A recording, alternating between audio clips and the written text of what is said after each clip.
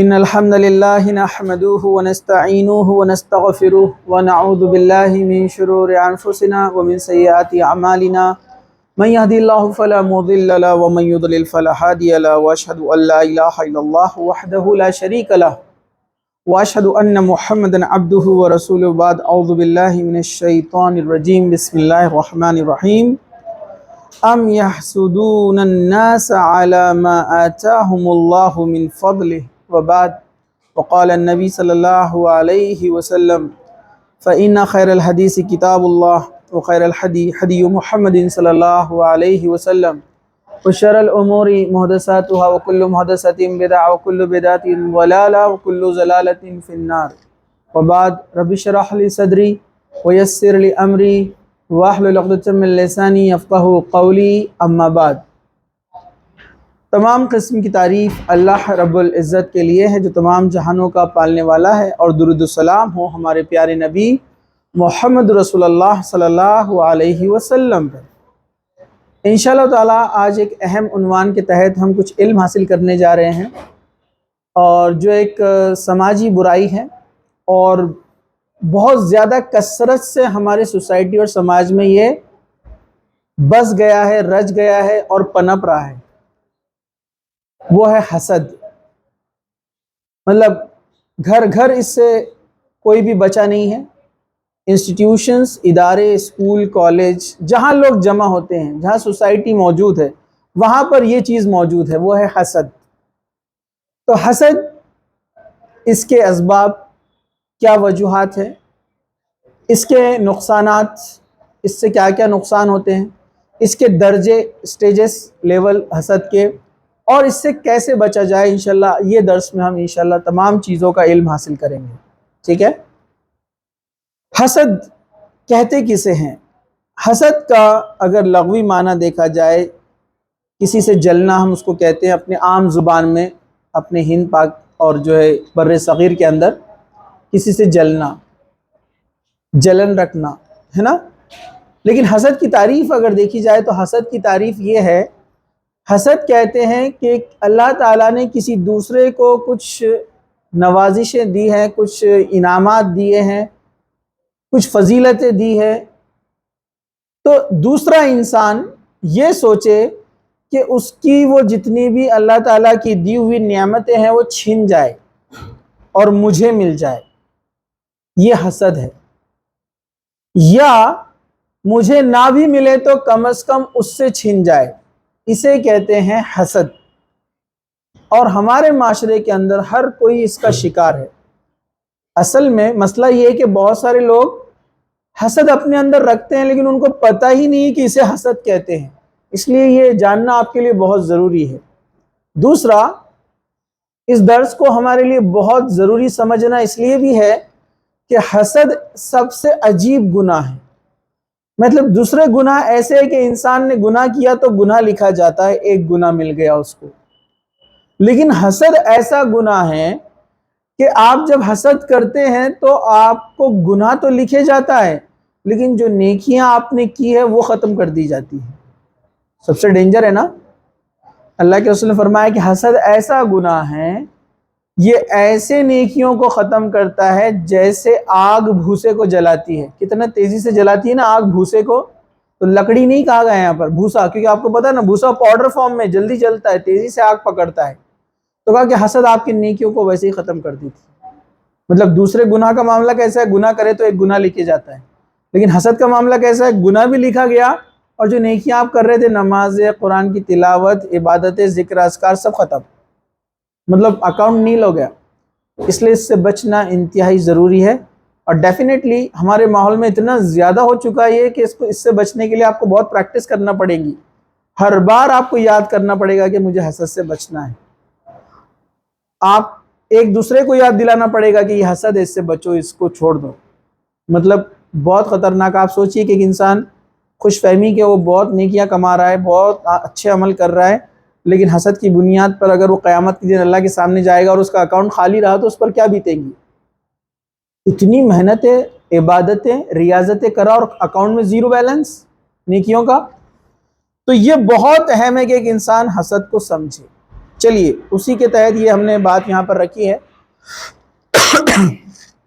حافظ ابن حجر رحمۃ اللہ علیہ فرماتے ہیں جس انسان کو اللہ تعالیٰ نے کوئی نعمت عطا کی ہو، اس سے اس نعمت کے چھن جانے کی تمنا کرنا یہ حسد کہلاتا ہے۔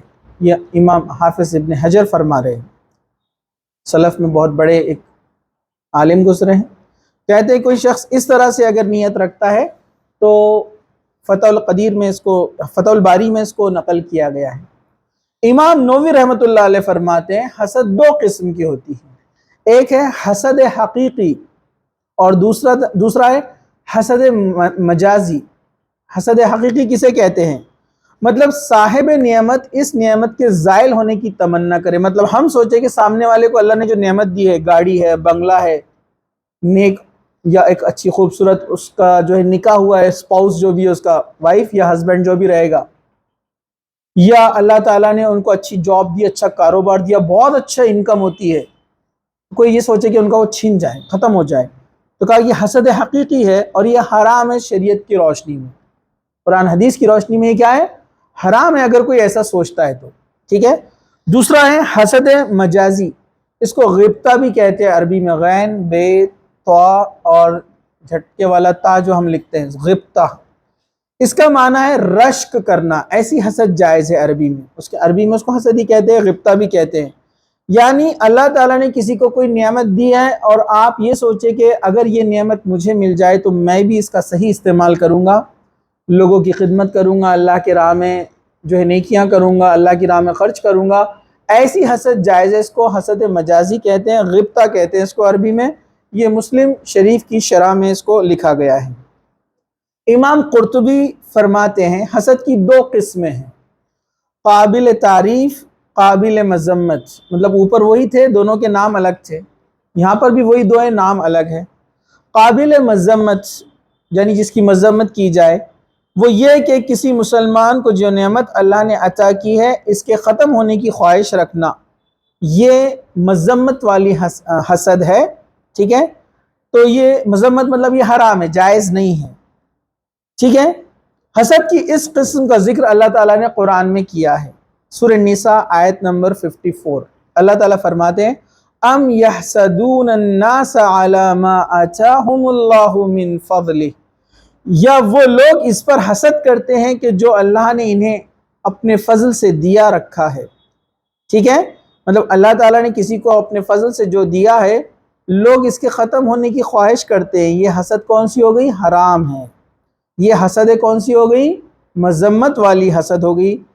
الجامع الاحکام والقرآن میں اس کو یہاں پر امام رازی اسی طرح فرماتے ہیں کہ کسی بھائی کو اللہ تعالیٰ نے اگر کوئی نعمت دی ہے تو اس کے زائل ہونے، ختم ہو جانے کی تمنا کرنا، اس کے چھن جانے کی تمنا کرنا، یہ جو ہے مذمت والی ہے، اور اس کا یہ جو ہے شریعت میں حرام ہے، جائز نہیں ہے۔ اور اس کے اپوزٹ ہوتا ہے غبطہ یعنی منافسہ، یعنی جس کا مطلب ہے رش کرنا۔ ایسی حسد کرنا دو چیزوں میں جائز ہے، وہ فرماتے ہیں، جس کے تعلق سے حدیث آگے آئیں گی کہ دو چیزوں میں حسد جائز ہے۔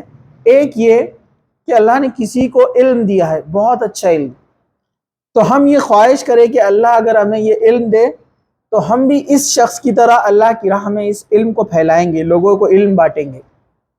دوسرا، اللہ نے کسی کو خوب مال دیا ہے، وہ اللہ کی راہ میں خرچ کرتا ہے، لوگوں کی مدد کرتا ہے، تو ایسی حسد آپ کر سکتے ہیں، اللہ اگر مجھے بھی دے گا تو میں بھی لوگوں پہ خرچ کروں گا، اللہ کی راہ میں خرچ کروں گا، یہ حسد بھی جائز ہے۔ یہ دو طرح کی حسد اسلام میں جائز ہے۔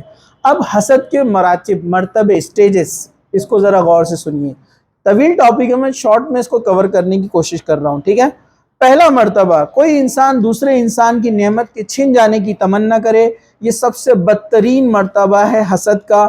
سورہ النساء آیت نمبر 32 اللہ سبحانہ وتعالیٰ نے فرمایا وَلَا تَمْتَمَنَّوْا مَا فَضَلَ اللَّهُ بِهِ بَعْضُكُمْ عَلَى بَعْضٍ، اور اس چیز کی تمنا نہ کرو جس میں اللہ نے تم میں سے بعض کو بعض پہ فضیلت دے رکھی ہے۔ مطلب اللہ نے اگر کسی کو فضیلت دی ہے، اللہ نے کسی کو اچھا مال دیا ہے، کافی مال دولت ہے، اللہ نے اچھی گاڑی دی ہے، اس کو اچھا بنگلہ دیا ہے، حلال مال سے اس نے اپنے کمایا ہے، کسی کو اللہ تعالیٰ نے نیک خوبصورت بیوی عطا کی یا کسی کو نیک شوہر عطا کیا، خوش مزاج شخص اس کی زندگی میں دیا ہے، لوگ اس سے بھی حسد کرتے ہیں. آپ کو پتہ ہے کچھ لوگ پریشان رہتے ہیں، میں کیسے خوش نہیں ہوں، وہ کیسے خوش ہے، ایسے کیسے ہو سکتا ہے. یہ چلتا ہے سوسائٹی سماج میں. آپ کو معلوم ہے، آپ جانتے ہیں ہمارا سب سے بڑا سر درد کیا ہے پتہ ہے؟ ہمارا پریشانی نہیں ہے، ہمارا سب سے بڑا سر درد یہ ہے کہ دوسرا کیسے خوش ہے. یہ بڑا مسئلہ ہے. ان کے پاس اتنا کیسے آ رہا ہے، ہم بھی تو محنت کرتے ہیں. تو اللہ تعالیٰ نے کہا یہ اللہ کا فضل ہے، وہ جسے چاہتا ہے دیتا ہے. آپ اس پہ پریشان ہو کر اس کی چھن جانے کی تمنا یا اس سے آپ بری نظر مت رکھو. اللہ نے دو بھائی ہے، ایک ہی ساتھ رہتے ہیں، دونوں ایک ہی باپ کی اولاد ہے، دونوں کی فیملی ہے، دونوں محنت کرتے، دونوں جاب کرتے. اللہ نے کسی کو زیادہ دیا ہے، اس کے پاس زیادہ مال دولت ہے، اور ایک کے پاس نہیں ہے. تو جس کے پاس نہیں ہے اس نے حسد نہیں کرنا چاہیے، اس نے دعا دینا چاہیے، اللہ تعالیٰ نے میرے بھائی کو دیا ہے، اللہ اس کو اور دے. اللہ ایسے بندوں سے خوش ہوتا ہے. اور آپ کو پتہ ہے ہمارے پیچھے ایک فرشتہ لگا رہتا ہے ہمیشہ. جب ہم دعا کرتے ہیں نا اللہ میرے بھائی کی مدد کر، تو فرشتہ آپ کے لیے دعا کرتا ہے اے اللہ اس بندے کی مدد کر، کیونکہ یہ اپنے بھائیوں کی فکر کرتا ہے. تو یہ بڑی عجیب بات ہے، ہم دوسرے کے چھن جانے کی تمنا کرتے. تو اللہ نے کہا کہ ہم نے جس کو دے رکھا ہے اپنے فضل سے، جس پر فضل کیا ہے، آپ اس کے چھن جانے کی تمنا نہ کرو، یہ غلط چیز ہے. دوسرا مرتبہ یعنی دوسرا مراتب میں یعنی سٹیج جو ہے حسد کی وہی ہے، حاسد انسان یہ تمنا کرے کہ فلاں کے پاس جو نعمت ہے وہ اس سے ختم ہو کر مجھے مل جائے. پہلے والے میں سوچ رہا تھا چھن جائے، اب کیا سوچ رہا؟ اس کی ختم ہونا اور میرے کو مل جانا. جیسے کچھ آدمی رہتے اس کا بزنس ٹھپ پڑ ہو جانا اور اپنا زبردست چل پڑنا. کیوں ایسی بے عقلی کی بات کرتے ہیں؟ ہم ایسا کیوں نہیں بولتے کہ اللہ اس کا بھی چلائے اور میرا بھی چلائے، اللہ اس کو بھی برکت دے اور میرے کو بھی برکت دے. حالانکہ اس میں فائدہ ہے، اللہ آپ کو برکت دے گا، اچھے آپ کا بھائی بھی اچھا خوشحال رہے گا اور آپ بھی خوشحال رہیں گے نا. کچھ لوگ تو بڑے عجیب ہے، فلاں انسان اس دنیا سے چلا جائے تو اس کی پراپرٹی اپنے حصے میں آ جائے. ہاں ایسے سوچتے ہیں لوگ. آپ کو لگ رہا ہوگا کہ ہو سکتا ہے کچھ لوگ سوچ رہے ہوں گے، لیکن جو جوائنٹ فیملیز میں رہتے ہیں ان کو بہت اچھا تجربہ رہتا ہے اس چیز کا، ان کو بہت معلومات رہتی ہے اس چیز کے تعلق سے. جو انڈیویجول رہتے ہیں ان کو نہیں معلوم رہتا ہے سب. تو کچھ لوگ ایسی تمنا کرتے ہیں. تو بڑے عجیب عجیب دنیا میں عجیب و غریب لوگ رہتے ہیں. میں آپ کو کچھ مثالیں دوں گا تو آپ ہنسیں گے. فلاں شخص کی عورت بہت خوبصورت ہے، اس کا انتقال ہو جائے بیچارے کا، میں اس سے نکاح کر لوں. ایسے واقعات علماء نے لکھے ہیں کتاب میں، ایسے ہوئے. آپ کو کیسا عجیب لگ رہا نا؟ ہاں ہم ایسے انسان کے بارے میں ابھی آپ لوگ کیا سوچ رہے ہیں؟ کیا ذلیل انسان ہے. تو انسان جب گناہ کرتا ہے تو انسانیت کی نظر میں بھی گرتا ہے، اللہ کی نظر میں گرتا ہے، اللہ کی جو مخلوق ہے فرشتوں کی نظر میں گرتا ہے.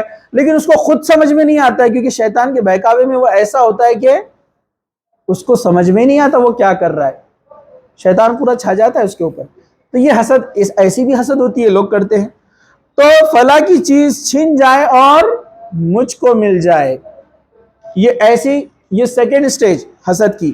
چلیے تیسری قسم کی جو حسد ہے، انسان یہ تمنا کرے کہ فلاں شخص ہمیشہ فقیری اور جہالت اور کمزوری اور پریشانی میں رہے، مطلب ہمیشہ مجھ سے مدد مانگتا رہے. کچھ لوگ رہتے ہیں وہ کسی کو کامیاب ہوتا ہوا نہیں دیکھتے، وہ دیکھتے اپنے کو رشتہ دار ہے آگے بڑھ رہے ہیں، بچے ان کے پڑھ رہے ہیں، تو کیا بولتے وہ؟ نہیں وہ کیسے جا رہے اتنا آگے، اتنا آگے نہیں جانا چاہیے انہوں نے. ان کی دل میں نیت رہتی ہے، ہو سکتا ہے زبان سے نہ بولے، لیکن ان کے دل میں یہ رہتا ہے کہ دوسرے آگے نہیں بڑھنا. اللہ نے میرے کو ہی دینا، میں ان کو دوں گا، وہ دبکے رہیں گے میرے سامنے، میرا مقام مرتبہ اونچا رہے گا. ایسے بھی قسم کے لوگ دنیا میں موجود ہے. آپ کو تعجب ہوگا کہ ان کی کیا خواہشات ہیں کہ دوسروں نے آگے نہیں بڑھنا، میں آگے بڑھتا رہوں. تو یہ بھی حسد ہے اور یہ بھی جائز نہیں ہے، یہ بھی انسان کی نیکیوں کو ختم کر دیتی ہے. اللہ تعالیٰ ایسے لوگوں سے سخت ناراض ہوتا ہے. چوتھا ایک سٹیج ہے حسد کا، وہ کیا ہے؟ انسان کسی دوسرے مسلمان کے پاس نعمت دیکھ کر یہ تمنا کرے کاش مجھے بھی اس جیسی نعمت مل جائے، لیکن وہ اس سے نعمت کے ختم ہونے کی تمنا نہیں کرتا. ایسی حسد جائز ہے کہ اللہ نے فلاں کو کتنی بہترین مال اور دولت اور تجارت اور کاروبار دیا ہے، اللہ مجھے بھی دے، اس کو بھی دے، مجھے بھی دے. ایسی حسد جائز ہے. یہ فورتھ ٹائپ جو دیا ہوا ہے یہاں پر. یا اللہ نے فلاں کو کتنا نالج دیا، کتنا ٹیلنٹڈ ہے، اللہ مجھے بھی دے تو میں بھی تیری راہ میں اللہ خدمت کروں گا لوگوں کی، اچھی نیت ہے اس کی، تو یہ حسد جائز ہے، یہ انسان ایسی حسد کر سکتا ہے۔ چلیے 5واں مرتبہ ہے، کوئی انسان کسی دوسرے انسان کے پاس نعمت دیکھ کر یہ تمنا کرے مجھے بھی اس جیسی نعمت ملنی چاہیے، اگر اس کو یہ نعمت نہ ملے تو صاحب نعمت انسان سے ختم ہونے کی تمنا نہ کرے تو اس میں کوئی حرج نہیں، لیکن یہ رشک اور وہی جو غبطہ ہم نے کہا کہ قریب قریب ہے، مطلب آدمی یہ نیت کرے کہ فلاں میرے بھائی کو دوست کو اللہ تعالیٰ نے اتنے فضل سے نوازا ہے تو مجھے بھی کاش کے مل جائے، لیکن اس کو جب نہیں ملتی ہے تو وہ اس پر بھی صبر کرتا ہے، وہ دل میں بری نیت نہیں ڈالتا کہ میں تو اتنا ٹرائی کر رہا میرے کو نہیں مل رہا ہے، اس کو ملتے جا رہا ہے، لیکن وہ اس وقت بھی صبر کرتا ہے، اپنے بھائی کے لیے دعا ہی کرتا ہے، تب بھی اس میں کوئی حرج نہیں ہے، ٹھیک ہے۔ چلیے ہم آگے بڑھتے ہیں۔ تو اس طرح کا رشک یعنی غبطہ یہ جائز ہے، اس میں بہت سارے علماء کے جو ہے اقوال ہے، میں اس کو جو ہے شارٹ کرنے کی کوشش کر رہا ہوں اس لیکچر کو۔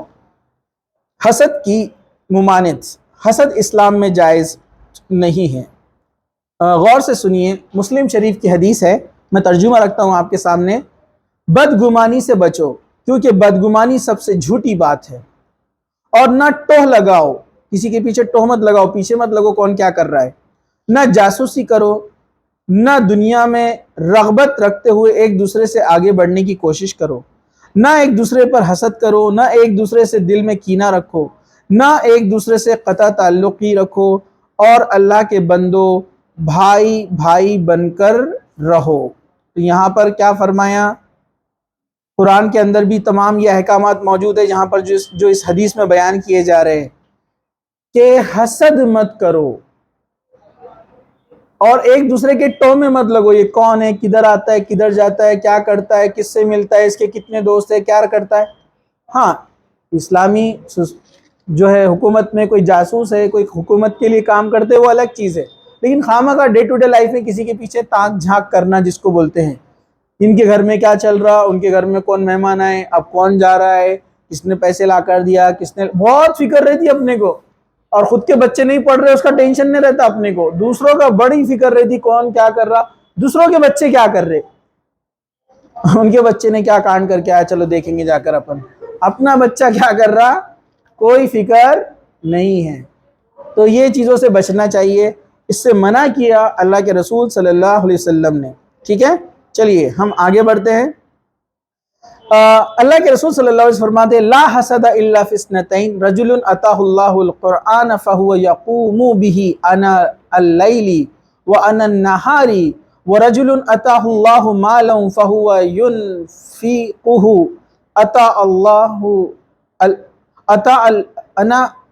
اتا اللیل وانا النہار۔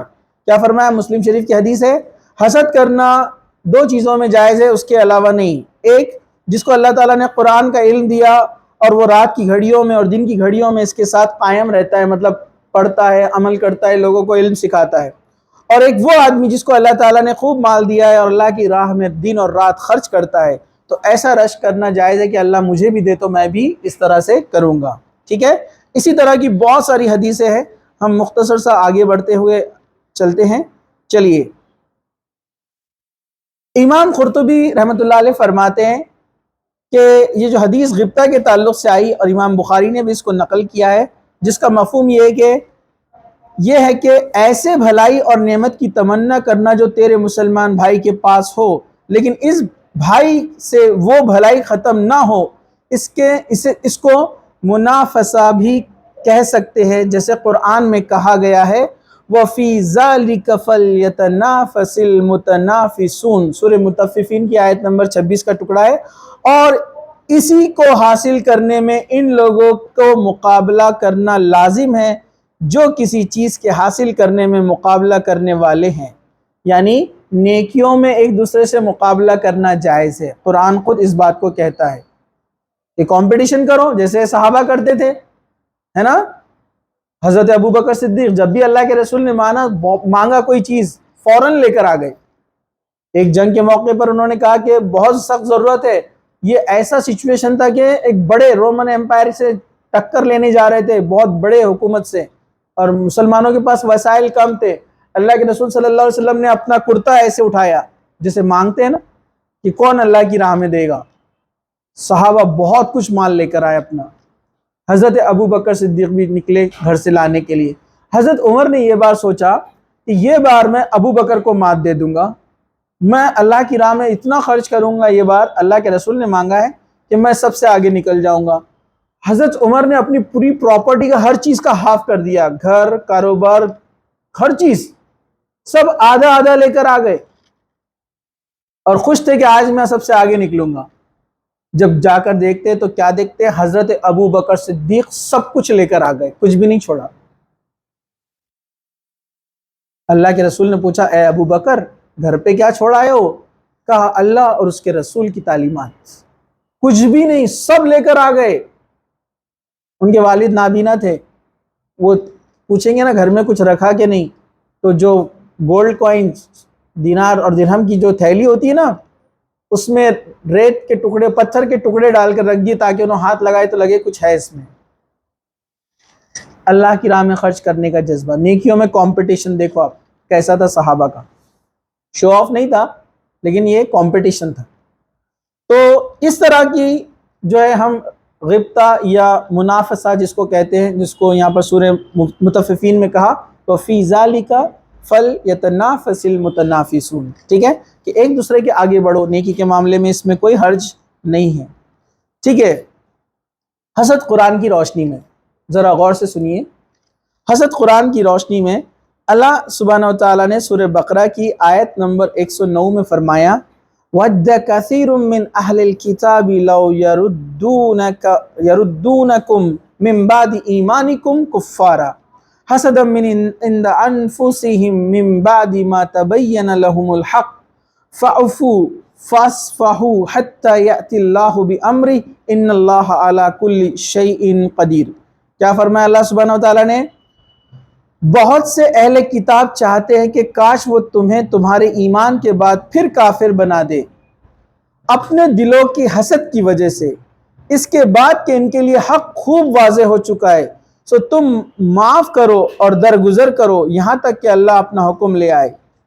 آپ کو پتا ہے یہودی اللہ کے رسول صلی اللہ علیہ وسلم کو جانتے تھے کہ یہ نبی ہے. آج بھی بہت سارے یہودی مانتے ہیں، ان کو معلوم ہے کہ یہ نبی حق ہے اور ان کی کتاب میں تورات میں اللہ کے رسول نام کے ساتھ موجود ہے، لیکن وہ پھر بھی ایمان نہیں لائے. وجہ کیا تھی پتہ ہے آپ کو؟ حسد. شیطان جو گمراہ ہوا اس کی وجہ کیا تھی؟ حسد. آدم کو اونچا مقام دیا گیا نا، حسد. دیکھیے حسد نے کتنے بڑے بڑے لوگوں کو ختم کر دیا. وہ ابلیس جس کی عبادت اللہ کو اتنی پسند کہ فرشتوں کے صف میں کھڑے رہتا تھا، وہ ہم بھی نہیں کھڑے رہ سکتے، لیکن ایک حسد نے اس کو نیچے لا کر پٹک دیا. یہودی اللہ کے رسول کی نشانیاں قرآن ان کی تورات میں دیکھتے تھے، لیکن کیوں نہیں ایمان لائے؟ کیونکہ ہماری نسل سے کیوں نہیں آئے اللہ کے رسول؟ یہ جاہل عرب کے نسل سے کیسے آ گئے؟ کیونکہ حسد تھی حضرت حاجرہ حضرت اسماعیل علیہ السلام سے. حالانکہ ان کے باپ ایک ہی، ان کو معلوم کہ حضرت ابراہیم کے بیٹے حضرت اسماعیل علیہ السلام بھی اور اسحاق علیہ السلام بھی. اسحاق علیہ السلام کی نسل سے پورے یہودی اور عیسائی، اور عرب ہے اسماعیل علیہ السلام کی نسل سے دونوں بیٹے ابراہیم علیہ السلام کے، ایک حضرت حاجرہ سے اور ایک حضرت سارہ سے. حضرت سارہ ان کو لگتا تھا ان کے اونچی نسل سے ہے، حضرت حاجرہ کیونکہ مصری تھی، مصر کی رہنے والی تھی نا. تو حسد کہ وہ نسل سے کیوں آئے. دیکھیے ایک حسد نے پوری قوم کو گمراہ کر دیا. حسد اتنی بری چیز ہوتی ہے، یہ آپ کے اعمال برباد کر دیتی ہے، آپ کو گمراہی میں لے کے چلے جاتی ہے. حق کو دیکھنے کے بعد بھی قبول کرنے کی آپ میں وہ کیا کرتی ہے؟ صلاحیت کو کھو دیتی ہے. بہت سی بار ہوتا ہے نا، آپ دیکھتے ہیں سامنے والا شخص آپ کو صحیح بات بتا رہا ہے لیکن آپ کو نہیں ماننا ہے کیونکہ وہ بتا رہا ہے نا. میں خود سے دیکھوں گا، میں خود معلوم کروں گا. حسد مجھے اس کی نہیں سننا ہے، جبکہ حق بات تو کسی کی بھی سنی جا سکتی ہے. پچھلی بار ہم نے دیکھا آیت الکرسی شیطان آ کر بتا کے گیا نا حضرت ابو ہریرہ کو. اللہ کے رسول نے فرمایا ہمیشہ جھوٹ بولتا ہے وہ شیطان ہے، لیکن یہ بار سچ بول کر گیا.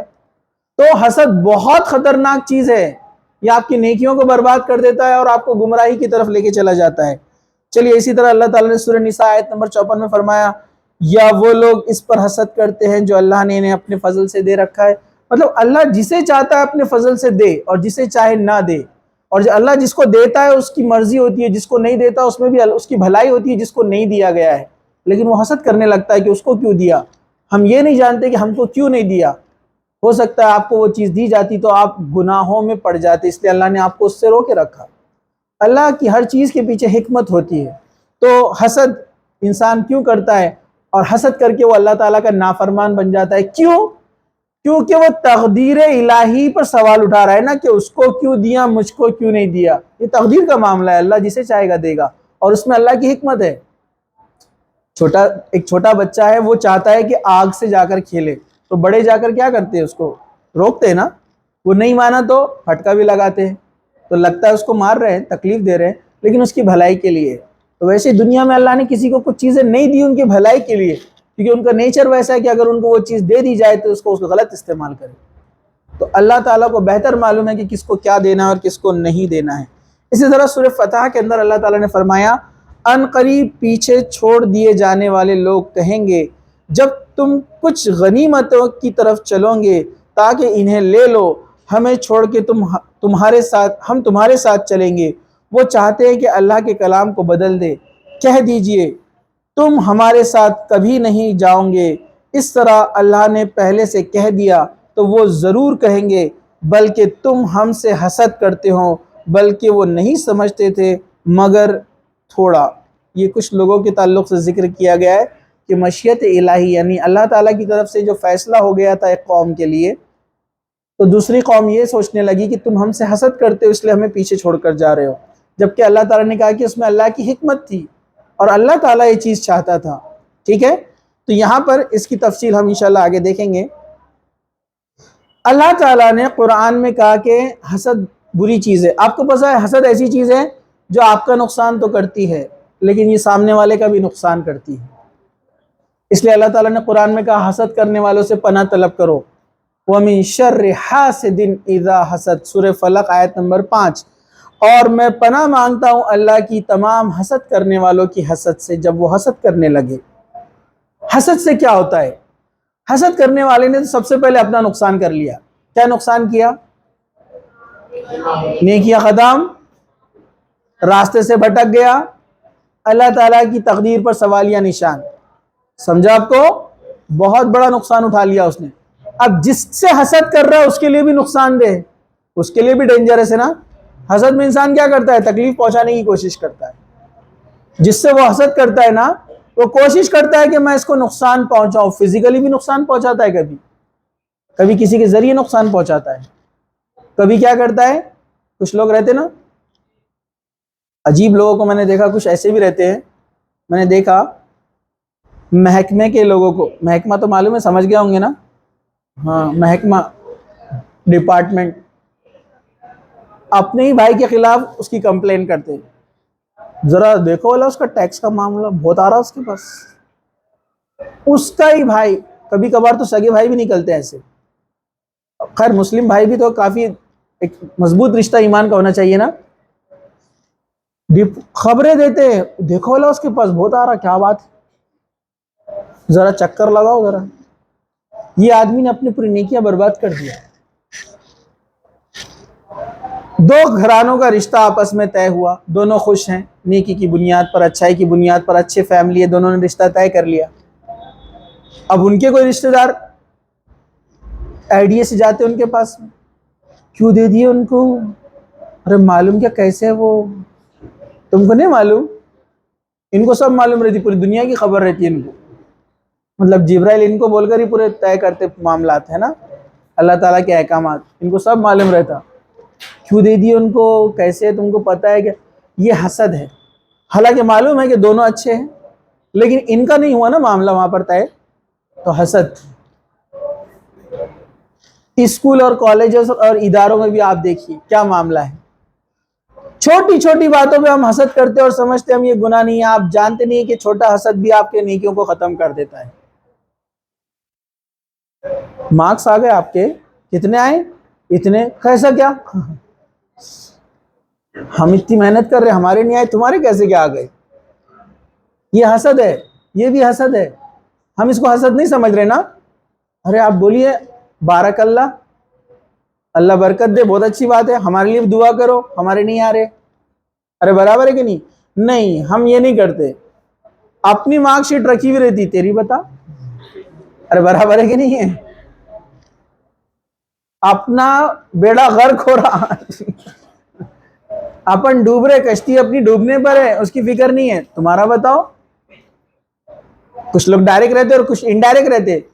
اپنا رکھ دیتے، اس کا کیسا ہے بتاؤ ذرا، لسٹ میں اس کا نام کدھر ہے پہلے چیک کرو. برابر ہے نا؟ اور آج کل تو بہت زیادہ چل رہا ہے نا، ڈائلاگ بھی ہے نا، اپنا رزلٹ خراب ہونے پر تکلیف نہیں ہوتی ہے، تکلیف جب ہوتی ہے جب اپنے دوست کا ریکارڈ بہت اچھا بن جاتا ہے. اور برابر ہے کہ نہیں ہے؟ نہیں، یہ سچائی ہے، یہ ریالٹی ہے، دنیا میں چل رہا ہے ایسا. میرا نقصان ہوا وہ امپورٹنٹ نہیں ہے، سامنے والے کا فائدہ کیسے ہوا.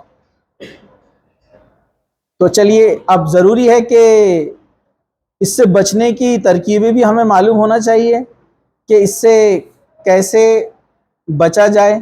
حاسد کا انجام تو بہت برا ہے، میں نے آپ کے سامنے بتا دیا. مومن حاسد نہیں ہو سکتا.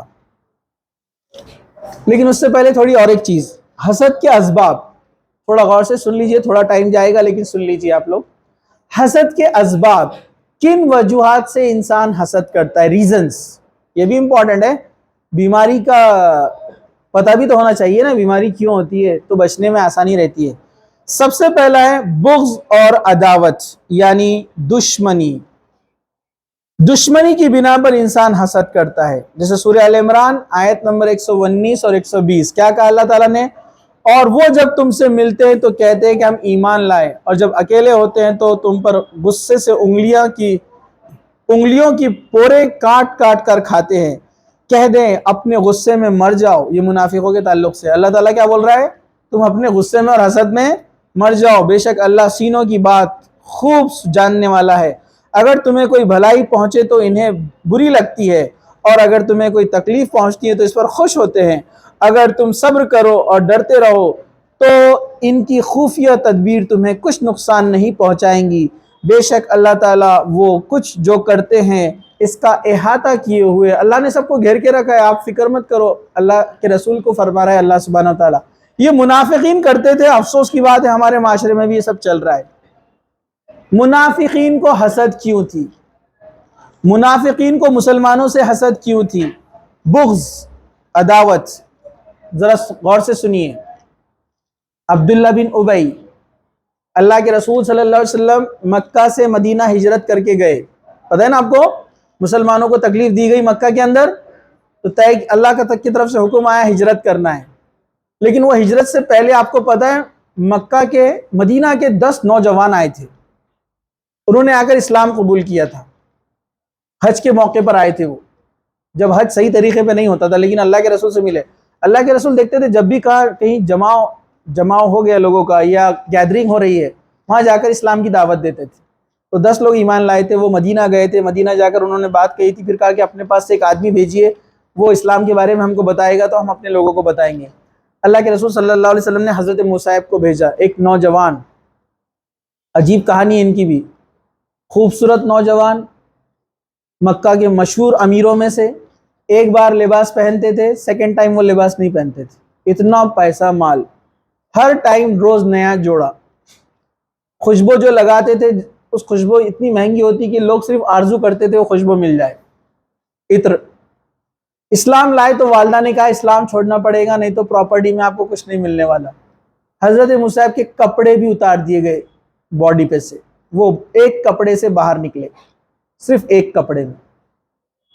اسلام کے لیے سب چھوڑ دیا، عیش و آرام.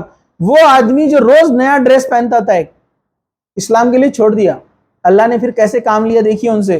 حضرت مصعب بات کرنے میں بہت سلیقہ اور انداز بہت اچھا تھا. اللہ کے رسول نے ان کو بھیجا مدینہ. وہ مدینہ کے گھر گھر جا کر لوگوں کو اسلام کی دعوت دیتے. وہاں 2 بھائی تھے جن کی حکومت چلتی تھی. وہاں 2 قبیلے تھے، اوس خزرج. دونوں میں لڑائی چلتی تھی. دونوں کے سردار 2 بھائی تھے اور دونوں خلیرے بھائی تھے آپس میں، اسد اور اسید. ٹھیک ہے، یہ دونوں کے پاس جاتے ہیں، دونوں کو اسلام کی دعوت دیتے ہیں. بہت لمبی کہانی ہے، میں شارٹ میں بتا رہا ہوں. دونوں اسلام قبول کرتے ہیں اور پورا مدینہ اسلام میں داخل ہو جاتا ہے. پھر مدینے والے اللہ کے رسول کو ویلکم کرتے ہیں کہ آپ ہمارے پاس آئیے، مکہ والے اگر آپ کو پریشان کر رہے تو ہم آپ کی حفاظت کریں گے اپنی جان پہ کھیل کے۔ لیکن ہوا یہ کہ اللہ کے رسول کے آنے سے پہلے ابی بن معاف کیجیے گا عبداللہ بن ابی وہاں کا سردار بننے والا تھا، اس کی تاج پوشی تھی، لوگ اس کو اپنا سردار بنانے والے تھے، بہت ٹیلنٹڈ آدمی تھا، یہ منافقوں کا سردار ہے۔ کیوں بنا منافق پتہ ہے آپ کو؟ حسد۔ جیسے ہی اللہ کے رسول آئے اور وہاں کی پبلک مسلمان ہو چکی تھی، سب نے اپنا لیڈر اللہ کے رسول سب کو چن لیا، تو اس کی لیڈرشپ چلے گئی نا، جیسے اپنے پاس بھی ہوتا ہے نا آج کل، بیچارے بہت دنوں سے لوگ لائن میں لگے ہوئے تھے اور دوسرا کوئی آ کر بن گیا لیڈر، تو یہ پوری زندگی ان کو کاڑی کرتے بیٹھتے ہیں۔ نام لینے کی ضرورت نہیں، آپ سمجھ گئے ہوں گے، برابر ہے کہ نہیں؟ کوئی سمجھنے کے لیے تیار نہیں کہ چلو اپنا ہی بھائی ہے، چلو سپورٹ کریں گے، نہیں، وہ کیسے آ گیا؟ میرا نمبر تھا یہاں پر۔ تو عبداللہ بن ابی نے دیکھا کہ سارے مسلمان ہو گئے، اللہ کے رسول کو لیڈر بنا دیا، اپنا حاکم بنا دیا، لیکن اب اپوز میں تو نہیں جا سکتا تھا کیونکہ طاقت زیادہ تھی مسلمانوں کی، تو جھوٹ موٹ میں کلمہ پڑھ لیا، دل سے تھا منافق، حسد، اور کئی بار ٹرائل کیا تکلیف دینے کی مسلمانوں کو، اللہ تعالیٰ نے ہر بار اس کا پردہ فاش کیا۔ تو یہ حسد ہوتی ہے۔ وجہ کیا ہے؟ کیا وجہ ہے؟ بغض اور عداوت، دشمنی۔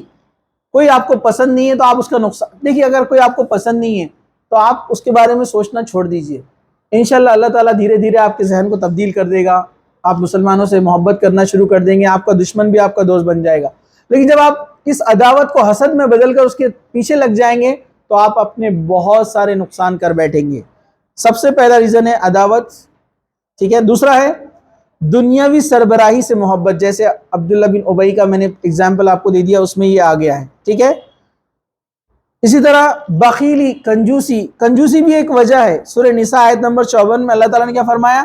ام یحسدون الناس علی ما آتاہم اللہ من فضلی، یا وہ لوگوں سے اس پر حسد کرتے جو اللہ نے انہیں اپنے فضل سے دے رکھا ہے، حالانکہ ان کے پاس، انہوں نے اپنی کنجوسی کی بنیاد پر اس کو استعمال نہیں کیا۔ کچھ لوگوں کے پاس مال و دولت ہوتا ہے، آپ کو پتا ہے، ان کے پاس مال و دولت ہوتا ہے، لیکن وہ کنجوسی سے اس کو کیا کرتے ہیں؟ اٹھا کر رکھتے، خرچ نہیں کرتے۔ کچھ لوگ تو ایسے بھی ہیں جو اپنے بیوی بچوں پہ خرچ نہیں کرتے ہیں، بیوی بچے کیا خود پہ بھی خرچ نہیں کرتے، ایسے بھی لوگ ہیں، اتنے کنجوس ہوتے ہیں۔ تو کنجوسی سے پناہ مانگے، اللہ کے رسول نے دعا بھی کی ہے اس کے تعلق سے کہ کنجوسی سے پناہ مانگی ہے۔ کنجوس انسان بہت برا ہوتا ہے، ٹھیک ہے؟ وہ صرف مال جمع کرتا جاتا ہے اور ایسے آدمی کے لیے بڑی برائی ہے۔ تو ایک بخیلی بھی وجہ ہے حسد کی، وہ خود تو بخیلی کرتا ہے اور سامنے والا جب خوب خرچ کر رہا ہے، اس کا نام ہو رہا ہے، تو اس کو حسد پیدا ہوتی ہے، اس کا کیسے نام ہو رہا ہے، لوگ اس کو اتنا کیوں پوچھ رہے ہیں؟ ارے بھائی وہ لوگوں کی مدد کرتا ہے، آگے بڑھ چڑھ کر حصہ لیتا ہے، برابر ہے کہ نہیں؟ لیکن اس کو بڑی بے چینی رہتی، کیوں؟ کیونکہ خود بخیل ہے نا، تو وہ دوسروں سے کیا کرتا ہے؟ حسد کرنے لگتا ہے۔ اسی طرح ایمان کی کمزوری اور دوسرے آگے بڑھ جانے کا خطرہ۔ حسد کی اور ایک وجہ کیا بتا؟ ایمان کی کمزوری۔ سورہ مومنون آیت نمبر 24 کیا فرمایا؟ ما ھذا الا بشر مثلکم یرید ان یتنفضل علیکم، یہ نہیں کہ مگر تمہارے جیسا ایک بشر جو چاہتا ہے کہ تم پر برتری حاصل کرے۔ آپ لوگ سن رہے؟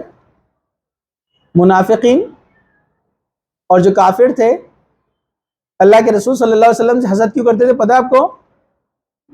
اللہ کے رسول صلی اللہ علیہ وسلم پر جوگ در جوگ لوگ اسلام قبول کر رہے تھے، ان کی بات قبول کر رہے تھے، اسلام میں داخل ہو رہے تھے، تو یہ لوگ کیا باتیں پھیلاتے تھے؟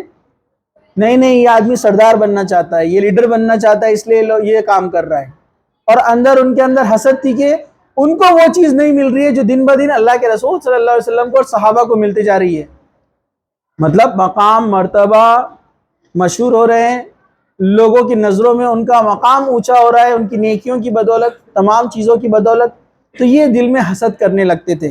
ایک تو ایمان نہیں تھا اور یہ سوچ تھا کہ دوسرا اپنے سے آگے بڑھ جا رہا ہے۔ یہ بھی برائی ہمارے اندر ہے یا نہیں ہے؟ بہت سارے لوگوں میں ہے کہ وہ آگے کیسے جا رہا ہے، میرے سامنے دکان ڈالا اتنا آگے کیسے بڑھ گیا، میرے سامنے کاروبار شروع کیا میرے سے آگے کیسے نکل گیا، صرف آپ نے سوچے، آپ نے کچھ کیے نہیں، لیکن آپ کی نیکیاں چلے گی. تو کیوں سوچنے کا ایسا؟ آپ بولیے بارک اللہ، اللہ برکت دے، بہت اچھی بات ہے، تم محنت کر رہے ہو، آگے بڑھ رہے ہو، مجھے بھی بتاؤ کچھ ٹرکس ٹیکنکس کیسے کرنا ہے. نہیں، ہم الٹا جاتے ہیں، گناہ بھی کما رہے ہیں، نیکیاں ختم کر رہے ہیں، اس کا بھی نقصان، خود کا بھی نقصان. اور سب سے امپورٹنٹ چیز، حاسد مینٹلی ٹینشن میں رہتا ہے ہمیشہ، اس کا ہمیشہ بی پی بڑھا ہوا رہتا ہے، کیونکہ ہمیشہ دوسروں کی فکر ہے نا اس کو. اور مومن ریلیکس رہتا ہے ایک دم، کون کیا بولتا ہے اس کے بارے میں، کیا سوچتا ہے، کیا کرتا ہے، اس کو ٹینشن ہی نہیں. بولتا اللہ مالک ہے، حفاظت کرنے والا ہے. بس وہ احتیاطی تدابیر کرتا ہے جو ہم یہاں پر انشاءاللہ دیکھیں گے. مد مقابل کا خوف، یہ بھی حسد انسان کو کرنے لگاتا ہے. کمپٹیشن، دو لوگ جاب کے لیے گئے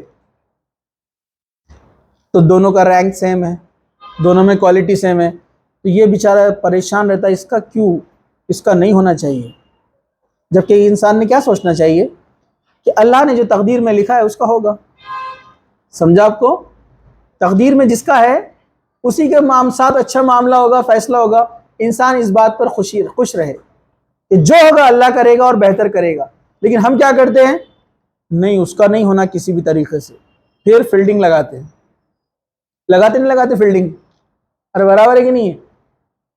دو لوگ کھڑے ہوئے الیکشن میں، یہ جو اپنے پاس برائی چلتی نا وہ بتا رہا میں، تو یہ ان کے پنٹر معلوم ہے ہم لوگوں کو، چیلے رہتے ہیں، چمچے، برابر ہے کہ نہیں؟ سب کو جمع کرتے ہو. کیا بات ہے، کہاں سے آ رہا اس کے پاس، کیسے کیا کھڑے ہو گیا ہوں؟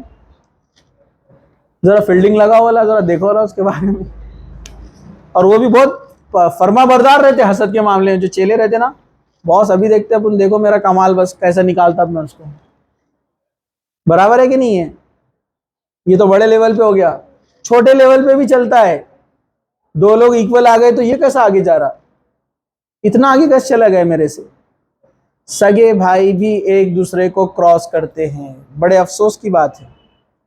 کنٹینیو کرنا ہے نا؟ آپ لوگ سن رہے ہیں؟ ہاں چلیے ہم آگے بڑھتے ہیں. مد مقابل کا خوف، یہ بھی ایک چیز ہے. جبکہ میں اس کے سلوشن بھی آپ کو شارٹ میں بتا رہا ہوں، جو اسباب ہے اس کے سلوشن اور بچنے کا طریقہ آگے آئے گا انشاءاللہ. ٹھیک ہے؟ لوگوں کو اپنے ماتحت رکھنے کا شوق، یہ بھی ایک ڈینجرس چیز ہے. مسلم شریف کی حدیث ہے، سیدنا سعد بن ابی وقاص رضی اللہ عنہ فرماتے ہیں، سورہ انعام کی آیت نمبر 52، وَلَا تَطْرُدِ الَّذِينَ يَدْعُونَ رَبَّهُمْ بِالْغَدَاوَةِ وَالْعَشِيِّ کے بارے میں فرماتے ہیں یہ آیت ہم 6 لوگوں کے بارے میں نازل ہوئی ہے. ان میں دیکھیے سعد بن ابی وقاص فرما رہے ہیں ہم 6 لوگوں پر یہ آیت نازل ہوئی تھی ہمارے لیے. کیا؟ میں، عبداللہ ابن مسعود جی، ہم اس میں شامل تھے. مشرکین نبی کریم صلی اللہ علیہ وسلم سے کہتے تھے تو ان لوگوں کو اپنے قریب کرتا ہے. اور ایک روایت میں یہ الفاظ ہے، سعد رضی اللہ عنہ بیان کرتے ہیں کہ ہم 6 آدمیوں کا گروہ نبی کریم صلی اللہ علیہ وسلم کے پاس ہمیشہ رہتا تھا. تو مشرکوں نے آپ سے کہا ان لوگوں کو اپنے پاس سے بھگا دو تاکہ یہ ہمارے خلاف کوئی جرات نہ کرے. سیدنا سعد فرماتے ہیں میں، ابن مسعود، قبیلہ حذیل کا ایک آدمی، بلال اور 2 آدمی جن کا نام میں نام نہیں لینا چاہتا، رسول اکرم صلی اللہ علیہ وسلم کے پاس تھے. آپ کے دل میں کوئی خیال آیا، جو اللہ تعالیٰ نے چاہا تو آپ نے اپنے دل میں یہ باتیں کہی. تب اللہ عز و جل نے یہ قرآن کی آیت نازل کی، سورہ انعام آیت نمبر 52، اور ان لوگوں کو دور نہ ہٹا جو اپنے رب کو پہلے سے اور پچھلے پہر پکارتے ہیں، اس کا چہرہ چاہتے ہیں. اصل میں ہوا کیا، مشرکین کے جو سردار تھے ان کے نزدیک سعد بن ابی وقاص، حضرت بلال، عبداللہ ابن مسعود، یہ سماج کے چھوٹے لوگ مانے جاتے تھے. لیکن آپ جانتے اللہ نے دیکھیے ان کو کیسے مقام بلند کیا. حضرت سعد بن وقاص اتنی پراپرٹی تھی، بعد میں جب وہ دین اسلام پر آئے انہوں نے کاروبار بھی کیا، جنگوں میں حصہ لیا، گورنر بھی بنے ہوئے کئی ملکوں کے. اللہ ایسے مقام بلند کرتا ہے جن کے بارے میں مشرکین مکہ سوچ رہے تھے، جن کا بعد میں نام و نشان بھی نہیں رہا. جو سوچ رہے تھے کہ یہ بہت چھوٹے قسم کے لوگ ہیں، اللہ کے رسول ان کے ساتھ کیسے رہتے ہیں، غریب طبقے کے لوگ ہیں. تو اللہ تعالیٰ نے کہا کہ اللہ کے رسول صلی اللہ علیہ وسلم کے دل میں بات آئی کہ یہ لوگ میرے پاس بیٹھے ہوئے ہیں جو سماج کے پچھڑے ہوئے لوگ ہیں، جس کی وجہ سے سردار میرے پاس نہیں آ پا رہے ہیں۔ دل میں خیال تھا کہ اگر یہ لوگ آئیں گے تو میں ان سے اسلام کی دعوت دوں گا۔ اللہ کے رسول کی نیت بری نہیں تھی، صرف نیت یہ تھی کہ اگر یہ لوگ ہٹیں گے تو ان کو بلا کر ان سے بات کی جائیں گی۔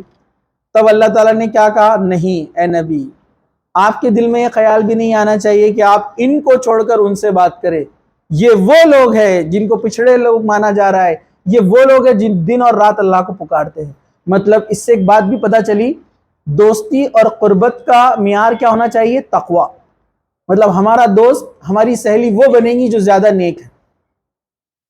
ہمارا دوست، ہمارا سہیلی وہ نہیں بنیں گے جن کے پاس زیادہ مال ہے، جو خوبصورت ہے، سماج میں کوئی مقام ہے، ان کا اونچا اسٹیٹس ہے، بڑی گاڑیاں ان کے پاس ہے یا بڑے گھر ہیں ان کے۔ یہ کبھی کرائٹیریا نہیں بنے گا۔ کرائٹیریا کیا بنے گا؟ تقوی۔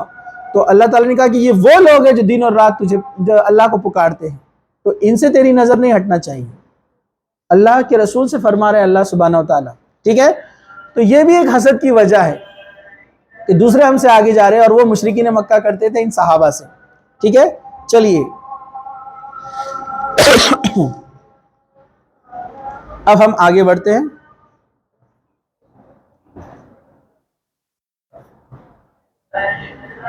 اب حسد سے کیسے بچا جائے، اس کا آخری حصہ لے کر میں اپنی بات ختم کروں گا۔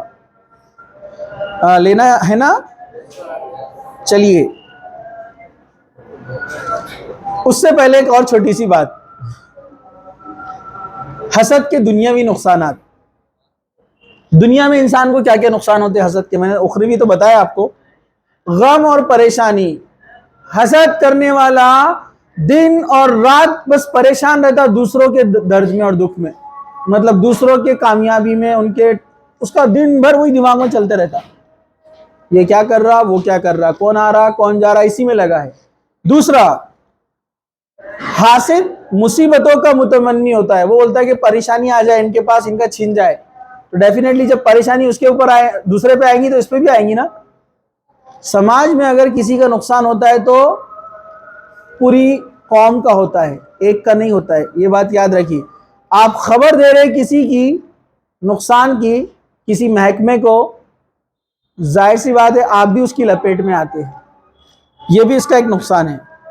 آفت کا نزول، حاسد لوگوں پر ہمیشہ مصیبتیں آتی رہتی ہے، کیونکہ سورہ شعراء آیت نمبر 30 میں اللہ تعالیٰ نے فرمایا وَمَا أَصَابَكُم مِّن مُّصِيبَةٍ فَبِمَا كَسَبَتْ أَيْدِيكُمْ وَيَعْفُو عَن كَثِيرٍ۔ کیا فرمایا اللہ تعالیٰ نے؟ اور جو بھی مصیبت تمہیں پہنچتی ہو تمہاری کرتوت کی وجہ سے۔ اب حسد کریں گے تو یہ کرتوت اچھی ہے، جو حسد کرتا ہے وہ پریشانیاں اس کے اوپر اللہ تعالیٰ دیتے جاتا ہے، ٹھیک ہے؟ چلیے ہم آگے بڑھتے ہیں۔ اب اپنے حسد ختم کرنے کے ذرائع اور اس سے بچنے کا جو طریقہ ہے ہم اس طرف بڑھ رہے ہیں، تو آپ لوگ تھوڑا سا دھیان سے سنیں گے۔ اس کو پاز کرتے ہیں۔ ہاں چلیے اب آگے بڑھتے ہیں۔ حسد کو ختم کرنے کے ذرائع، حسد کو کیسے ختم کیا جا سکتا ہے، کنکلوژن ہے، ذرا دھیان سے آپ لوگ سنیے۔ سب سے پہلا ہے اللہ تعالیٰ پر توکل اور دعا کرنا، اللہ پہ بھروسہ کرنا اور دعا کرنا۔ سورہ ال عمران کی آیت 173 آپ سب جانتے ہیں، اس کا حصہ حسبنا اللہ ونعم الوکیل، ہمارے لیے اللہ کافی ہے اور وہ اچھا کارساز ہے۔ مطلب اللہ تعالیٰ ہر چیز کے لیے کافی ہو جاتا ہے۔ ہمارا یہ اللہ پر ایمان رکھنا چاہیے کہ اللہ حفاظت کرنے والا ہے اور وہ ہمارا کارساز ہے، مطلب ہمارے تمام کام وہ کرتا ہے، وہ اس کے اختیار میں ہے۔ لوگ کتنا ہی آپ کو نقصان پہنچانے کی کوشش کرے، وہ تب تک نقصان نہیں پہنچا سکتے جب تک اللہ کی مرضی اس میں شامل نہ ہو۔ چلیے وَمَن يَتَوَكَّلْ عَلَى اللَّهِ فَهُوَ حَسْبُهُ، سورہ طلاق آیت نمبر 3۔ اور جو کوئی اللہ پر بھروسہ کرتا ہے اللہ اس پر کافی ہو جاتا ہے۔ دیکھیے آیت کا ٹکڑا چھوٹا سا ہے لیکن اپنے اندر بہت زبردست معنی رکھتا ہے، میننگ۔ اللہ تعالیٰ کیا فرما رہا ہے؟ جو اللہ پہ بھروسہ کرتا ہے اللہ اس کے لیے کافی ہو جاتا ہے۔ مثال کے طور پر آپ کے والد اگر بولتے ہیں کچھ پرابلم آ گئی تو ٹینشن مت لے میں دیکھ لوں گا، تو آپ میں کیسا کانفیڈنس آ جاتا ہے نا. آپ کے اسکول کالج کا کوئی پرابلم ہے اور پرنسپل بولے کہ میرے پہ چھوڑ دو, تو اپن تو ایک دم بے فکر پورا پیپر اٹھا کے پھینک دیں گے اپن. برابر ہے کہ نہیں ہے؟ پرنسپل نے بولا نا بھائی. تو کانفیڈنس بھروسے کی وجہ سے. اب آپ سوچو, وہ دنیا اور پوری کائنات کا مالک وہ بول رہا ہے کہ تم مجھ پہ بھروسہ کرو گے تو میں تمہارے لیے کافی ہو جاؤں گا. تو اب آپ کو کوئی ڈر خوف ہو سکتا ہے؟ بالکل نہیں. تو ہمیں اللہ پر یقین رکھنا چاہیے, بھروسہ رکھنا چاہیے کہ کوئی ہمارا نقصان نہیں پہنچا سکتا جب تک اللہ نہ چاہے. تو یہ عقیدہ ہمارا مضبوط ہو, اس سے بچنے کے لیے سب سے اہم چیز. چلیے ہم آگے بڑھتے ہیں. دل میں اللہ کا خوف پیدا کرے. جب بندے کے دل میں صرف اللہ کا ڈر پیدا ہو جاتا ہے تو وہ کسی سے نہیں ڈرتا, اور جو اللہ سے نہیں ڈرتا وہ دنیا میں سب سے ڈرتا ہے. علامہ اقبال نے کہا تھا نا, ایک سجدہ جسے تو گرہ سمجھتا ہے, مطلب ایک سجدہ تجھے اللہ تعالیٰ کے سامنے کرنے سے جو بڑی مشکل جا رہی ہے نماز پڑھنے میں, اور اللہ کو یاد کرنے میں, مدد طلب کرنے میں, 1000 سجدوں سے دلاتا ہے نجات انسان کو. جو اللہ سے ایک سجدے سے دور بھاگتا ہے تو یاد رکھیے دنیا میں سب کے سامنے جھکتا پھرتا ہے, لیکن جو انسان اللہ کے سامنے جھکتا ہے وہ کسی سے نہیں ڈرتا ہے. ریسپیکٹ ادب الگ چیز ہے, سب کا کرنا چاہیے, لیکن وہ کسی پہ ڈیپینڈ نہیں رہتا کہ فلاں کی حاجی کروں گا, اس کے پیچھے بھاگوں گا تو میرا کام کرے گا. اس کو معلوم رہتا ہے کہ اللہ سب کچھ کرنے والا ہے. ہاں جو رولز ریگولیشن نیم اور جو ذرائع ہیں اس کو تو فالو کرنا پڑے گا, کوئی چیز کے لیے کیا کیا اسٹیپس آپ کو کرنا پڑتا ہے, کاروائی کرنا پڑتا ہے, لیکن وہ کسی کی حاجی یا اس کے پیچھے نہیں بھاگتا ہے کہ فلاں صاحب تم کر دو کام, تم نے کریں گے تو کام ہوں گا ہی نہیں. وہ یہ چیزیں نہیں کرتا ہے. تو دل میں اللہ کا خوف پیدا کیا جائے. سورہ ال عمران آیت نمبر 120 میں اللہ تعالیٰ نے کہا, اور اگر تم صبر کرو اور اللہ سے ڈرتے رہو تو ان کی خفیہ تدبیریں تمہیں کوئی نقصان نہیں پہنچا سکتی. بے شک اللہ وہ جو کچھ کرتے ہیں اس کا احاطہ کیے ہوئے, وہ اللہ کی باؤنڈریز میں وہ کچھ بھی نہیں کر سکتے. تو 2 شرطیں, صبر کرنا, اللہ سے ڈرتے رہنا. اللہ ایسے راستے پیدا کرتا ہے آپ نے کبھی سوچا بھی نہیں ہوگا. اللہ ایسی جگہ سے آپ کی مدد فرماتا ہے جو آپ کے ذہن اور گمان میں بھی نہیں ہے. ٹھیک ہے, تو اللہ کا خوف. ٹھیک ہے, چلیے اسی طرح حدیث میں آتا ہے کہ تو اللہ تعالیٰ کی حفاظت کر, وہ تیری حفاظت کرے گا. تو اللہ کی حفاظت کرے تو اس کو اپنے سامنے پائے گا. یہ حدیث کا ٹکڑا ہے. اللہ کی حفاظت سے مراد کیا ہے؟ اللہ تعالیٰ کے احکام کی حفاظت. اس نے جس چیز سے آپ کو روکا ہے اس سے رک جانا, اور جو کرنے کے لیے کہا ہے عبادت نمازیں وغیرہ وہ آپ کو کرنا ہے. اللہ کے حکم کو جو مانتا ہے اور اللہ کی منع کیا کردہ یعنی گناہوں سے بچتا ہے. میں نے اپنی لائف میں یہ ایکسپیرینس کیا ہے, میں نے دیکھا جتنا میں اپنے آپ کو گناہوں سے میں نے بچایا. میں نے بتایا آپ کو لائف کا پہلا پارٹ اتنا اچھا نہیں تھا, لیکن جیسے جیسے نیکیاں کرتے رہے اللہ تعالیٰ نے ہر چیز میں آسانی پیدا کی. مطلب وہ ڈر خوف میں زندگی نہیں رہی. وہ چیزیں جو ہم چاہتے تھے دنیا گزارنے کے لیے چاہیے وہ سب ملتی رہی. تو نیکیوں پہ عمل کرنے اور گناہوں سے بچنے سے اللہ تعالیٰ آپ کی حفاظت فرماتا ہے. اللہ تعالیٰ آپ کو وہ چیزیں دیتا ہے جو آپ نے خواہش نہیں بھی کی, اور دنیا والے آپ کا نقصان نہیں پہنچا سکتے. اور یہ آپ نے کئی واقعات آپ کے والدین سے بھی سنے ہوں گے کہ ایسا ایک بار ایسا معاملہ ہوا کہ فلاں چیز میں ہم بڑے پریشان تھے, اللہ نے ایسی مدد کیا. اور کیوں مدد کیا؟ کیونکہ ہم نے نمازیں پڑھے, ہم نے روزے رکھے, ہم تمہارے دادا دادی کی یعنی خدمت کیا کرتے تھے, اللہ نے ان کے خدمت کے بدلے ہماری مدد فرمائے. ایسے واقعات سنے نا آپ نے, کئی واقعات ایسے آپ کر کے دیکھیے, نیکیوں پہ چل کر دیکھیے آپ, اللہ تعالیٰ تمام برائیوں سے آپ کی حفاظت فرمائے گا. امام ابن قیم فرماتے ہیں جو اللہ تعالیٰ کی حفاظت کرے گا اللہ تعالیٰ اس کی حفاظت کرے گا. وہ بندہ جہاں کہیں بھی چلا جائے گا اللہ تعالیٰ اس کے محافظ اور نگران بن کر پہنچے گا. وہ اللہ کو اپنے سامنے پائے گا تو وہ کسی سے ڈر محسوس نہیں کر سکتا. بہت اہم چیز ہے. اور قرآن کی جو آیت ہے, جو اللہ کو یاد کرتا ہے وہ اپنے سامنے اللہ کو پاتا ہے. اس کا جو مفہوم ہے ایک آیت کا, ایک واقعہ اس کے پیچھے ہے, اور یہ صحیح واقعہ ہے.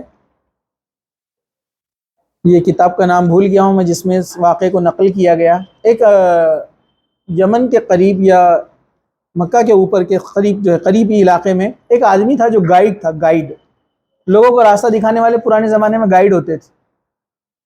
تو اس ایک آدمی سے کانٹریکٹ لیا گیا کہ فلاں شہر سے دوسرے شہر تک اس کو پہنچانا ہے. اس نے اس کو اپنی سواری پر بٹھایا اور لے کر چلنے لگا گائیڈ. لیکن وہ آدمی لٹیرا تھا. آدھے راستے میں پہنچنے کے بعد وہ بولتا ہے اپن یہ رائٹ کی طرف سے جائیں گے، شارٹ کٹ ہے.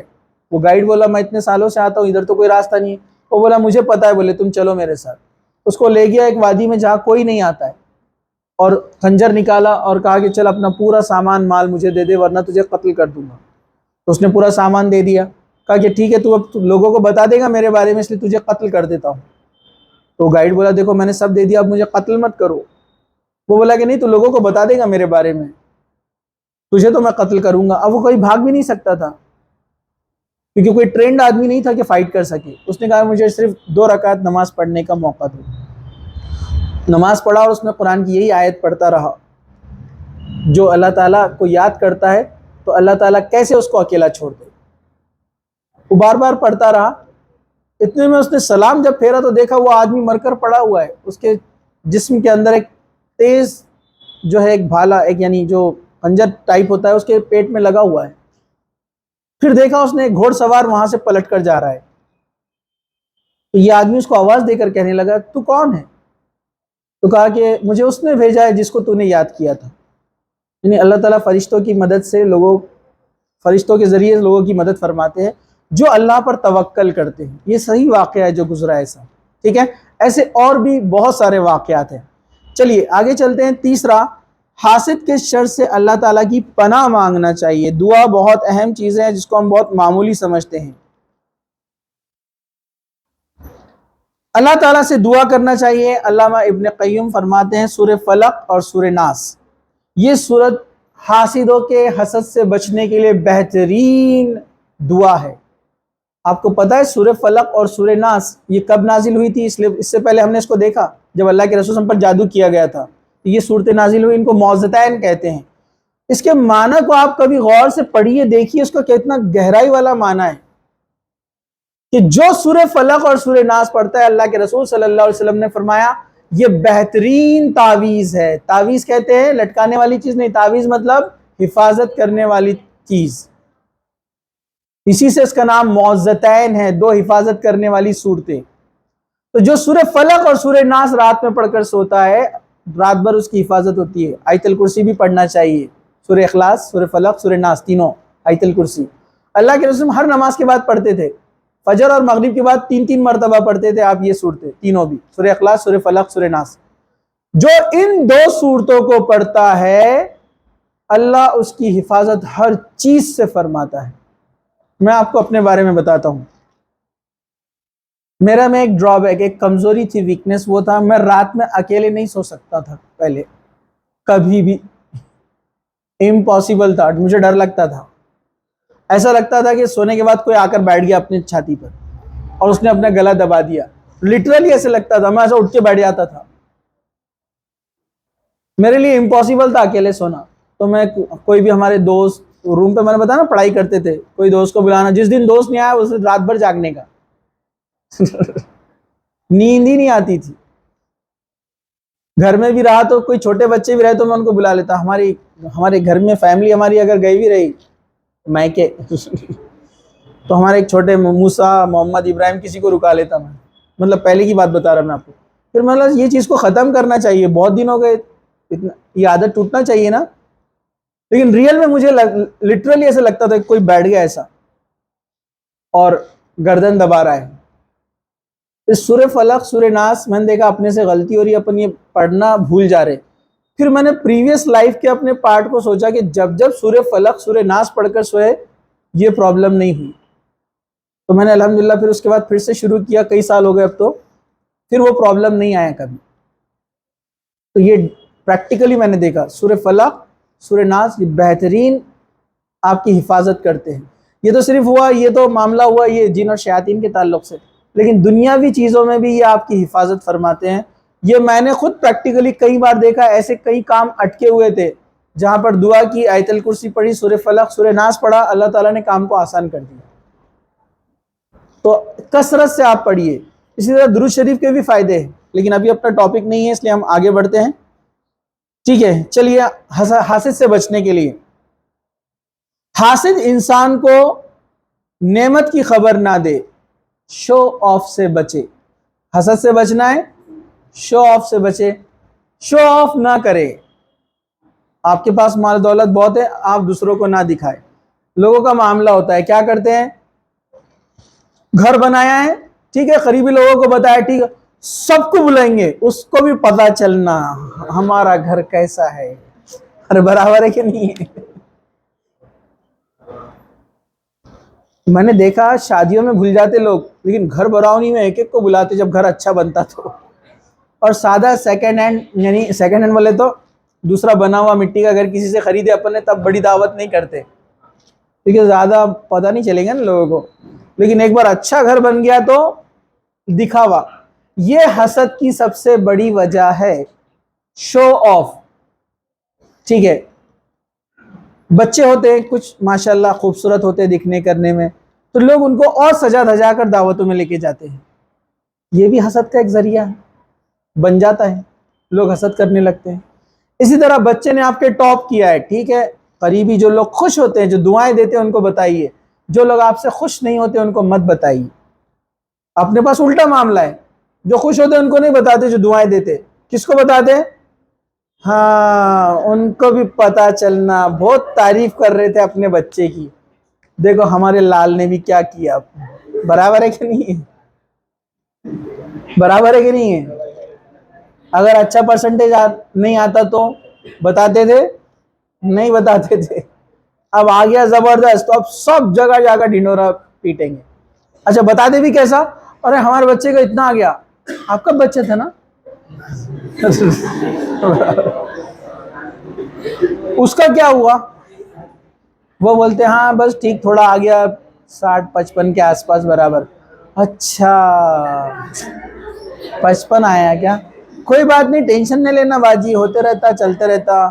میں تو ہمارے منہ کو لے کر بیٹھتی تھی، اتنا پڑھاتی تھی میں، اتنا اس کو دن بھر اس کے پیچھے لگی رہتی تھی. میں بہت محنت کی میں نے اس کے واسطے.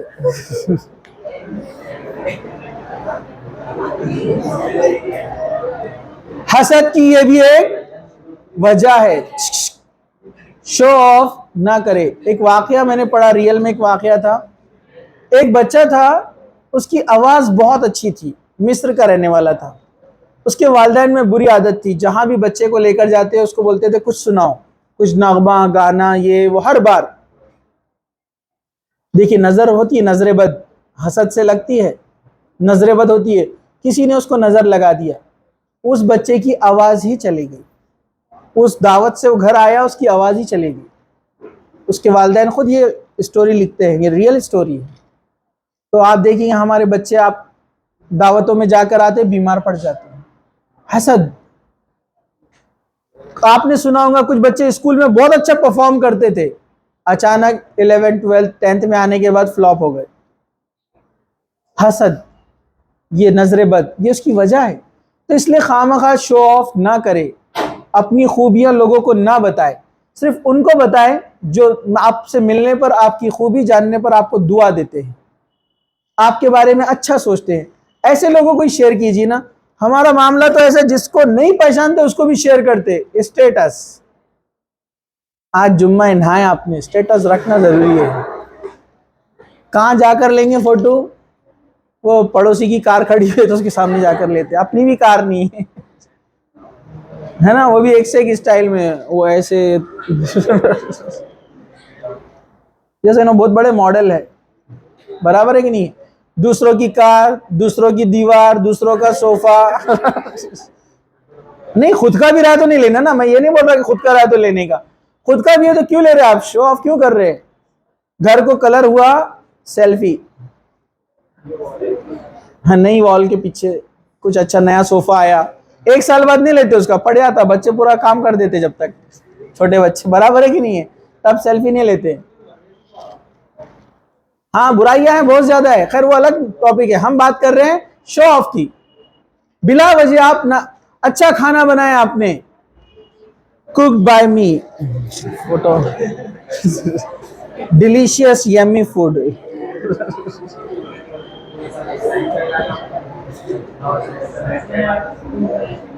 اگر آپ کو بتانا بھی ہے ٹھیک ہے، اس کی فوٹو لے رہے آپ لے سکتے، بے جان چیز ہے. ان رشتہ داروں کو آپ سینڈ کیجئے جو دعا دیتے ہیں، خوش ہوتے ہیں، یا آپ کی بہنیں ہیں، کزن ہیں جو خوش ہوتے ہیں آپ دیکھ کر، آپ کو دعا بھی دیتے ہیں، یا ان کو بھی معلوم پڑے کہ آپ نے بنایا. کیونکہ انسان کو بھی خوشی ہوتی ہے کہ وہ کسی کو کوئی چیز بتائے جو اس نے کیا. ہیومن نیچر ہے، وہ چاہتا ہے کہ کچھ اچھا کرے تو لوگ اس کی تعریف کرے. تو آپ کر سکتے ہی ہے، لیکن لمٹ میں. ان لوگوں کو بتائیے جو آپ سے خوش ہوتے ہیں، آپ کو دعا دیتے ہیں، جو آپ کے آگے بڑھنے کی تمنا کرتے ہیں. اپنے رزلٹ، چھوٹا بھائی 10th میں پاس ہوتا ہے، لاک ڈاؤن کے رزلٹ فل اسٹیٹس بھرے ہوئے تھے.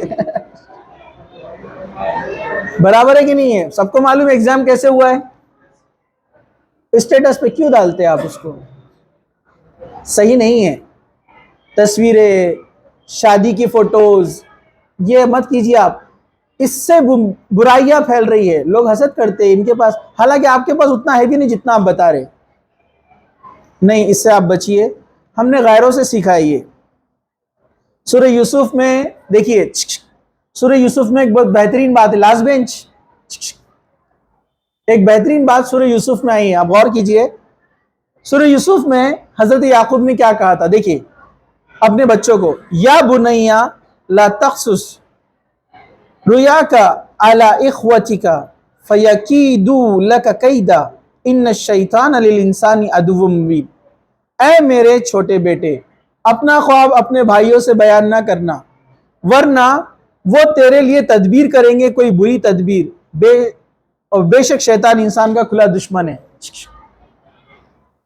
یوسف علیہ السلام نے خواب دیکھا کہ 10 ستارے اور چاند سورج ان کو سجدہ کر رہے ہیں. یعقوب علیہ السلام نبی تھے، سمجھ گئے کہ بیٹا بھی بعد میں نبی بننے والا ہے، یہ اس کی پہچان ہے خواب کی. لیکن کیا کہا؟ اپنے بھائیوں کو یہ خواب کا تذکرہ نہیں کرنا، کیونکہ وہ حسد کرتے تھے، جلتے تھے. ایک اور اس میں سورہ یوسف میں ایک بہترین پوائنٹ آپ دیکھیے، اور ہوا نا ویسی، انہوں نے نقصان پہنچایا نا ان کو. ایک ہے اس میں سیکھ سورہ یوسف کے اندر.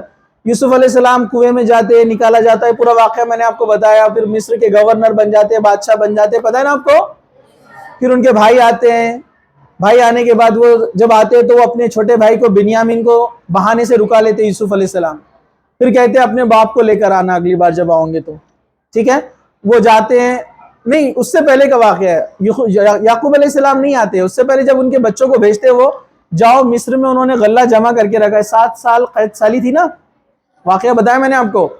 تو جب وہ اناج لینے کے لیے آتے ہیں ان کے بھائی، تو ان کو گھر سے نکلنے سے پہلے یعقوب علیہ السلام کیا بولتے ہیں؟ تم جب شہر میں داخل ہوں گے مصر میں، الگ الگ دروازوں سے جانا، ایک دروازے سے نہیں جانا. کیونکہ وہ 11 بھائی تھے.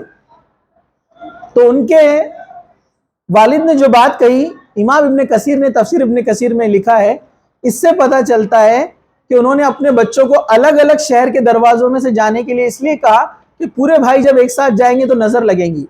لوگ حسد بھی کرتے ہیں نا، اس سے نظر لگ سکتی ہے، نظر بد ہو سکتی ہے نا. اور یہ واقعہ ہمارے والد سناتے تھے، پریکٹیکل انہوں نے دیکھا. میں نے آپ کو بتایا تھا نا، ہمارے والد کے جو والد ہے، یعنی ہمارے جو دادا ہے، وہ کتنے 27 بھائی تھے. 27 مطلب 3 ماں سے، لیکن ہمارے جو پردادا ہے ان کی 3 بیویاں تھیں. 27 بردرز. ایک بار عید کے دن بولے وہ سب ایسے ہی تیار ہو کر ایک ساتھ نماز کو گئے تھے. اس کے بعد جو بیمار پڑے ایک کے بعد ایک انتقال ہوتا گیا. کہا کہ حسد اور نظر ایسی خطرناک چیز ہوتی ہے. اس کے بعد سے ہمارے جو والد ہے وہ 6 بھائی اور 2 بہنیں. تو ہمارے دادا کیا کرتے تھے؟ ہمارے دادا نماز کے لیے وہ چیلی پورا میں رہتے تھے، پتہ ہے آپ کو. تو شاہ گنج کی مسجد میں 2 بھائیوں کو بھیجتے تھے، افلاطون کی مسجد میں 2 بھائیوں کو بھیجتے تھے، پیچھے چھوٹی سی مسجد تھی وہاں 2 کو بھیجتے تھے. نماز کے لیے کبھی ساتھ میں نہیں بھیجتے تھے، کیونکہ حسد کرنے والے نظر لگاتے ہیں. اور یہ پریکٹیکل چیز ہوتی ہے یہ. تو یہ اس سے شو آف سے بچے. خیر یہ تو شو آف بھی نہیں ہے، تو پرانے لوگ اتنا احتیاط کرتے تھے. آپ تو کچھ نہیں ہے تو شو آف کرتے ہیں. یہی وجہ ہے نقصان پہنچ رہا ہے، ہم پریشانی میں مبتلا ہے، اور پریشانیاں دن بدن ہمارے پاس آ رہی ہے. حاسد انسان کے بارے میں سوچ بچار سے اجتناب کرے. جو حاسد ہے اس کے بارے میں زیادہ سوچنا نہیں ہے۔ امام ابن قیم فرماتے ہیں کہ حاسد کے بارے میں دل سے بالکل خیال مٹا دینا چاہیے، جب بھی خیال آئے تو اس پر توجہ نہیں دینا چاہیے، نہ اس سے ڈرنا چاہیے، نہ ہی فکر مند ہونا چاہیے۔ یہ سب سے زیادہ نفع بخش چیز ہے، اور اس کے شر کو ختم کرنے کے لیے اسباب میں سب سے زیادہ قوی سبب یہ ہے۔ اس کی مثال ایسے ہی ہے جیسے کوئی انسان اپنے دشمن کو بلائے تاکہ پکڑ کر اس کو سزا دے، تو اگر یہ بھاگ جائے اور اس کے قریب نہ آئے تو دونوں ایک دوسرے کے شر سے بچے رہیں گے۔ آپ کو پتہ ہے کہ یہ لوگ آپ سے حسد کرتے ہیں، ان سے کانٹیکٹ کم رکھیے، نو کانٹیکٹ۔ نہ آپ اپنی خوبیوں کے بارے میں کبھی اس کو شیئر کریں گے، نہ بتائیں گے۔ گھر میں جو آنے والی اللہ تعالیٰ کی نعمت ہے اس کو کبھی شیئر نہیں کریں گے۔ ہاں، سلام کلام رکھنا، ملاقات کرنا، اس کو ظاہر نہیں کرنا کہ ہم اس سے دور بھاگ رہے ہیں۔ امام ابن قیم فرماتے ہیں اس سے دوری بنائے رکھیے۔ ہمارا معاملہ یہ کہ ہم وہی گھستے، یہ بڑا پرابلم ہے۔ اس کے پاس ہی بار بار جاتے جو حسد کرتا، پھر بولتے وہ بہت جلتے ہم سے، دیکھ کر آتی ذرا مجھے۔ برابر ہے کہ نہیں ہے؟ منیمم کانٹیکٹ، رشتہ دار بھی ہیں تو سلام کلام، ہاں آپ ان کے لیے دعا کیجئے، اللہ ان کو اچھی سوچ دے، ان کے شر سے بچنے کے لیے دعا کیجئے۔ تو امام ابن قیم فرماتے ہیں کہ دوری بنائے رکھیے جتنا زیادہ ہو سکے، ٹھیک ہے؟ چلیے ہم آگے بڑھتے ہیں۔ حاسد سے بچنے کے لیے اللہ کے لیے مخلص ہو جانا۔ سورہ صاد آیت نمبر 82-83۔ ابلیس نے کہا تو قسم ہے تیرے عزت کی، اللہ کی قسم کھائی کہ میں ضرور بالضرور ان سب کو گمراہ کر دوں گا، مگر ان میں سے تیرے وہ بندے بچیں گے جو تیرے مخلص بندے ہوں گے۔ یہ بات بھی ہم نے دیکھی تھی نا آدم علیہ السلام کے واقعے میں۔ تو ذرا غور سے سنیے آیت کو، یہاں سوچنے والا پوائنٹ کیا ہے؟ شیطان نے کہا میں سب کو شر پہنچاؤں گا، لیکن میرے شر سے کون بچے گا؟ جو تیرے مخلص بندے ہیں، جو خالص تیری عبادت کرتے ہیں، تجھ پر ایمان رکھتے ہیں، تیری بتائی ہوئی باتوں پر عمل کرتے ہیں۔ کہا کہ میرا ان پہ زور نہیں چل سکے گا۔ تو آپ چاہتے ہیں کہ آپ حاسدوں سے بچیں، مخلص بن جائیے، اللہ کی عبادت میں لگیے، اللہ تعالیٰ تمام چیزوں سے، شیاطین سے آپ کی حفاظت فرمائے گا۔ تو مخلص ہو جانا۔ حاسد کے حسد پر صبر کرنا۔ اگر کوئی آپ سے حسد کرے تو صبر کرے۔ صبر کیا ہے؟ صبر یہ ہے کہ آپ اس کا رپلائی نہ دیں، اس کے لیے بھی دعا کرے، خود کے لیے بھی حفاظت کے لیے دعا کرے، ذکر اذکار کا اہتمام کرے جو اوپر گزر چکا ہے۔ یہ تمام چیزیں کیا رہیں گی؟ یہاں پر صبر کرنے کے اندر شامل رہیں گے۔ حاسد پر احسان کرے، یہ بہت اچھا فارمولا ہے۔ حسد سے بچنے کے لیے کیا کرنا ہے؟ حاسد پر احسان کرنا ہے۔ امام ابن قیم رحمۃ اللہ علیہ فرماتے ہیں یہ کام انسان کے لیے سب سے زیادہ سخت اور مشکل ہے، کیونکہ جو آپ کا دشمن ہے، آپ سے حسد کرتا ہے، آپ اس کی بھلائی کرنے جا رہے ہیں تو بہت مشکل جاتا نا۔ تو فرماتے ہیں بہت مشکل کام ہے، اس کی توفیق تو سعادت مند کو ہی ملتی ہے۔ ایسا کرنے سے باغی اور حاسد کی آگ بجھ جاتی ہے۔ حاسد انسان سے جس قدر حسد اور ظلم اور زیادتی، شر اور تکلیف دینے میں بڑھتا جائے، اس قدر اس پر شفقت اور احسان کیا کیجیے۔ سورہ حامیم سجدہ آیت نمبر 34 سے 36، صرف ترجمہ بتاتا ہوں۔ اور نہ نیکی برابر ہوتی ہے نہ برائی، برائی کو اس طریقے سے ہٹاؤ جو سب سے اچھا طریقہ ہو، تو اچانک وہ شخص جو تمہارے درمیان اور اس کے درمیان دشمنی ہے ایسا ہو جائے گا جیسے دلی دوست۔ آپ کو حاسد کو اپنا دوست بنانا ہے۔ قرآن نے کہا وَلَا تَسْتَوِي الْحَسَنَةُ وَلَا السَّيِّئَةُ، نیکی اور بدی برابر نہیں ہوتے۔ ادفع، دور کرو، بِالَّتِي هِيَ أَحْسَنُ، بدی کو احسن طریقے سے دور کرو۔ وہ آپ کا برا کرتا ہے، آپ اس کا بھلا کرو۔ وہ آپ کو نقصان پہنچائے، آپ کو معلوم پڑا، اس کو تحفہ بھیج دو، گفٹ۔ وہ آپ کو جب بھی ملے اس کو بولو ہم آپ کے لیے دعا کر رہے ہیں، اللہ آپ کو اچھا رکھے۔ وہ سوچتا ہے میں اس کے بارے میں برا سوچ رہا، یہ میرے بارے میں اچھا کیسے سوچ رہا؟ وہ پریشان ہو جاتا ہے، اور دھیرے دھیرے امام ابن قیم فرماتے ہیں کہ اس کے دل میں نرمی آنے لگتی ہے، اس کے دل کی سختی جاتی رہتی ہے. تو جو آپ کے تعلق سے حسد کرتا ہے، برائی کرتا ہے، آپ اس کے ساتھ اچھائی سے پیش آؤ. ڈسٹنس مینٹین کرنا ہے، مطلب گھس کے بیٹھنا نہیں وہاں پر دن بھر آپ کو، لیکن اس کا بدلہ بھلائی سے دو. اس کو بولو، اس کے ساتھ اچھی بات کرو، اس کو بولو کہ ہم آپ کے لیے دعا کر رہے ہیں، اللہ آپ کو اچھا رکھے. آپ ہمارے لیے دعا کرو، ایگزام آ رہا ہے، آپ بہت نیک ہے، آپ کی دعائیں قبول ہوتی ہے، وہ خوش ہو جاتے ہیں اپن نیک ہیں. سمجھا آپ کو؟ لیکن ہم یہ بات نہیں کرتے نا. ہم جاتے ہیں جب کسی حسد کرنے والے سے ملتے تو کیا کرتے ہیں؟ ہم ہمیشہ ٹیڑھے منہ کر کے ان سے بات کرتے ہیں. ہوتا نہیں ہوتا ایسا؟ حسد میں اور اضافہ ہوتا ہے. آپ اس کو وہ چیز شو کر رہے جو اس کو پسند نہیں ہے، تو مت بتائیے نا، آپ اس کو شو مت کیجیے. آپ ہاں اس کے لیے دعا کیجیے، اس سے اچھی باتیں کیجیے، اس کو تحفے دیجیے، گفٹ دیجیے. آپ دیکھیں گے وہ آپ کا دوست بن جائے گا، حسد کا معاملہ جاتا رہے گا اور ختم ہو جائے گا. آخری پوائنٹ، توبہ کی عادت. جو شخص توبہ کرتا ہے اس کے تعلق سے امام ابن قیم فرماتے ہیں کہ سورہ شورى میں اللہ تعالیٰ نے کہا وَمَا أَصَابَكُم مِّن مُّصِيبَةٍ فَبِمَا كَسَبَتْ أَيْدِيكُمْ، اور جو بھی تمہیں کوئی مصیبت پہنچے تو وہ اس کی وجہ سے جو تمہارے ہاتھوں نے کمایا ہے. مطلب ہماری غلطیوں کی وجہ سے بھی چیزیں ہوتی ہے، تو ہمارا کام ہے کہ ہم توبہ کریں. وقت زیادہ ہو گیا ہے، اب میں یہاں پر اپنی بات کو ختم کرتا ہوں. یہ چند چیزیں تھی، آپ اس کو یاد رکھیں اور اس پر عمل کریں. اللہ تعالیٰ ہمیں تمام حاسدوں کی حسد سے محفوظ رکھے، جب تک زندہ رکھے اسلام پر زندہ رکھے، خاتمہ ایمان پر ہو. وآخر دعوانا ان الحمد للہ رب العالمین. سبحان ربک رب العزت عما یصفون وسلام علی المرسلین والحمد للہ رب العالمین.